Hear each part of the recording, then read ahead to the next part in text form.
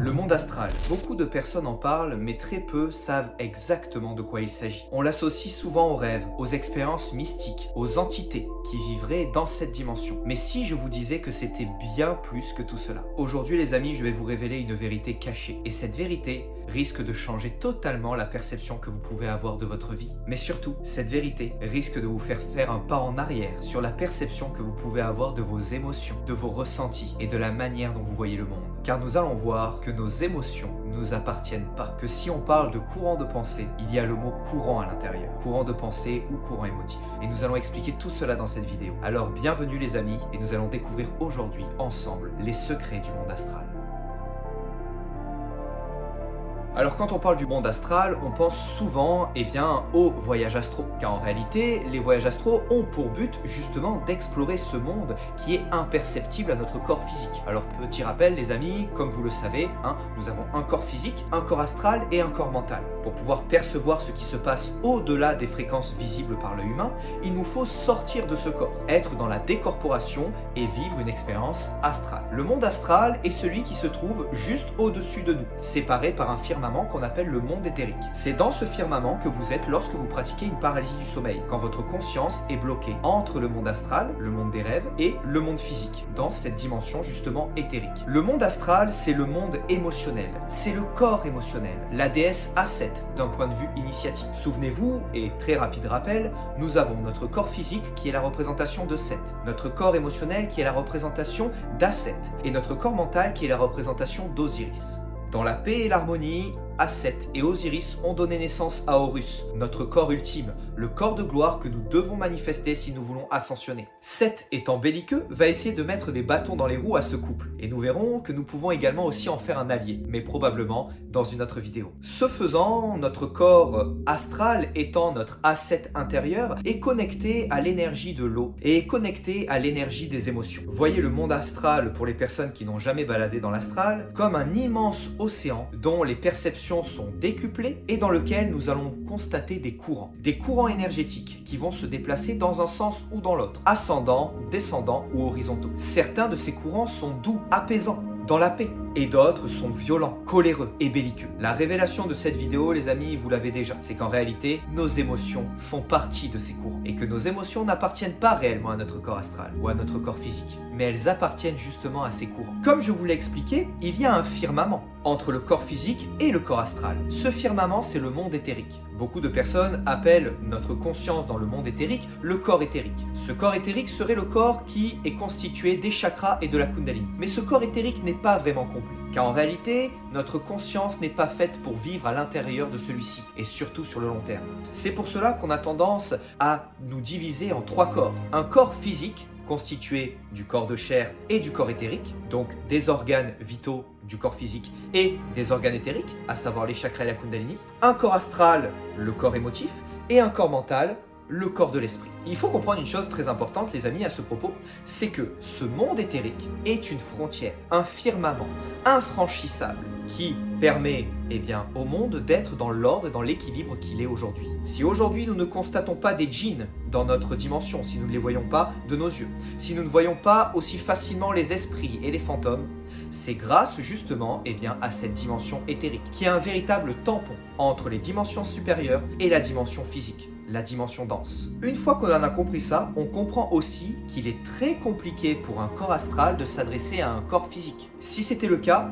nous verrions tous les défunts et notre deuil se passerait beaucoup mieux. Mais malheureusement, ce n'est pas le cas. Ce firmament qui sépare le monde du vivant avec le monde de l'au-delà, il en est question de cela, c'est le monde de l'au-delà, permet un équilibre parfait dans la matière et permet justement à ces petits corps physiques de réaliser leur mission de vivre et d'expérimenter dans cette matière sans être dérangés ou trop guidés par les guides et par les présences qui seraient dans l'astral. Et une fois qu'on a compris cela, vous allez très vite savoir où est-ce que je veux en venir. Si le monde émotionnel est totalement divisé du monde physique, comment ça se fait que notre corps physique ressente les émotions? Comment se fait-il que nous ressentons une douleur au cœur, à la gorge, des migraines, un mal au ventre lorsque nous recevons des émotions négatives? Eh bien, c'est parce que notre corps astral, dans de très nombreuses tentatives, essaye de s'adresser à nous et de nous faire passer ces émotions. Et pour ce faire, il n'a qu'un seul moyen, ce sont les courants énergétiques. Car, à la différence de nos corps, les courants énergétiques peuvent passer du monde physique au monde éthérique, au monde astral et au monde mental. En réalité, ce sont ces courants qui font passer justement les énergies et qui sont les portes entre ces dimensions. Ces courants sont des connexions temporaires qui nous permettent de vivre et de ressentir dans des dimensions où l'émotion serait censée être inexistante, ce genre d'énergie, ce genre de fréquence, ce genre d'aspect émotionnel dans des corps et dans des dimensions qui ne sont pas faites pour cela. C'est une véritable révélation que je vous donne, les amis, ici. Car en réalité, vos émotions ne vous appartiennent pas. C'est la tentative de votre corps astral de vous faire comprendre ce qui vit, en s'accrochant justement à des courants astro, à des courants éthériques ou à des courants mentaux. Et quand je dis ce que vit ce corps astral, je veux dire dans quelle fréquence vit ce corps astral. Ce corps astral a pour seul langage les émotions, et des émotions qui ne lui appartiennent pas. Car en réalité, il ne fait juste référence qu'à ces fréquences à chaque fois que vous ressentez une émotion. C'est-à-dire qu'à chaque fois que vous allez ressentir de la colère, c'est parce que votre corps astral est placé dans la fréquence de la colère. À chaque fois que vous allez être dans la tristesse, c'est parce que votre corps astral est placé à la fréquence de votre tristesse. Car nos trois corps vibrent à des fréquences particulières. Et ce sont les situations qui entourent chacun de nos corps qui font justement que nous allons vivre telle ou telle fréquence. Et donc par la suite, émotion. Pour expliquer un petit peu comment ça se passe de manière imagée. Imaginez que vous avez et que vous recevez une mauvaise nouvelle qui vous fait ressentir de la colère, un mauvais ressentiment. Ce mauvais ressentiment va être traduit par une baisse vibratoire de votre corps astral. Ce corps astral, pour vous faire part de cette baisse de vibration, va se brancher au courant astral qui est justement connecté à cette vibration. Et bien, manque de bol, cette fréquence étant un petit peu trop basse, et bien elle sera connectée au courant de la colère. Et ceci, par concordance, va amener par ce courant astral dans la matière l'émotion de la colère. Cette vidéo est peut-être un peu complexe, mais vous avez été nombreux à me la demander. Le message le plus important à comprendre, c'est que vos émotions ne vous appartiennent pas. Elles ne sont dues qu'à la vibration sur le moment de votre corps supérieur, à savoir le corps émotionnel. Et il en est de même pour les pensées, mais peut-être que cela donnera lieu à une autre vidéo.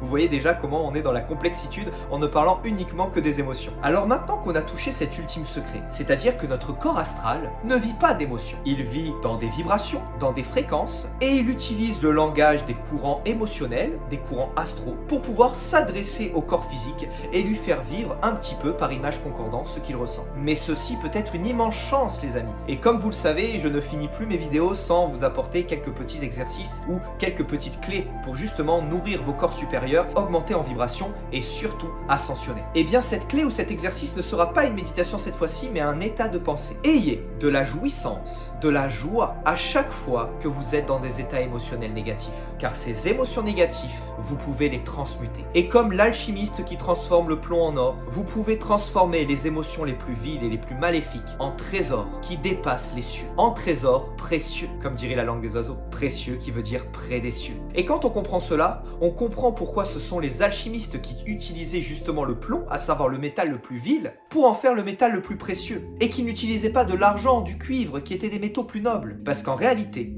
plus une émotion est négative, plus son ascension est fulgurante. Ce qui vibre le plus bas vibre le plus haut. Tout ce qui est en haut est comme ce qui est en bas, et tout ce qui est à l'intérieur est comme ce qui est à l'extérieur. C'est l'adage de l'hermétisme. Alors les amis, quand vous recevez une mauvaise nouvelle, quand vous recevez des mauvais ressentiments, laissez passer la période de deuil qui va passer par tous les courants émotionnels. La tristesse, la colère, la négociation, la réflexion, etc., etc.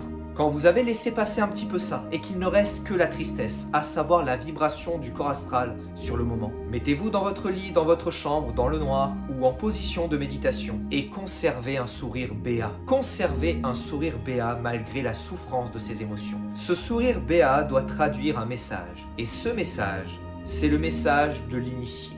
de celui qui sait que ses émotions ne lui appartiennent pas, que ses émotions ne sont qu'illusions, et que ses émotions ne traduisent que d'une vibration et d'une fréquence particulière, et qu'il suffit de monter en vibration pour que ces émotions s'échappent, et qu'un nouveau courant émotionnel vienne à nouveau faire surface, et que notre corps astral prenne à nouveau possession de ce courant émotionnel pour venir nous adresser un message. Elle est là l'ultime clé, les amis. C'est que vos émotions ne vous appartiennent pas, car elles n'ont jamais été. Elles n'ont jamais été afférentes à ce corps astral. Elles ne sont que des courants qui sont dus à des brèches entre chaque dimension. Et quand vous avez compris ça, vous avez compris un secret initiatique ultime. Et cet ultime secret vous permet d'ascensionner encore plus vite en utilisant et en comprenant que tout ceci n'est qu'un rêve et qu'une illusion. Et en utilisant les métaux les plus vils, les émotions les plus négatives et les courants de pensée les plus négatifs pour transmuter ces vibrations négatives en vibrations les plus hautes et les plus puissantes et les plus précieuses près des cieux. Notre corps astral est comme un bateau secoué par des vagues, les vagues de ces courants astraux, les vagues de ces courants émotionnels